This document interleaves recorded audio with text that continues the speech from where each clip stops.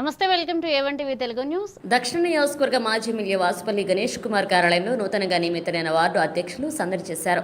27 నుంచి 38 వరకు పలువురు వార్డు నేతలు భారీగా కార్యకర్తలతో హాజరై వాసుపల్లికి శాల్వతో సత్కారం చేశారు.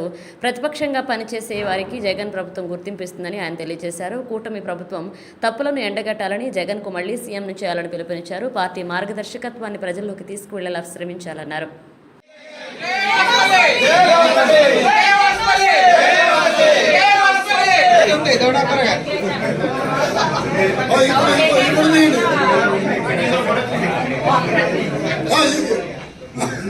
చైర్మన్ గారికి మేడం ఒకసారి సార్ వాటికి పోతున్నాడు సార్ వాటికి పోతున్నాడు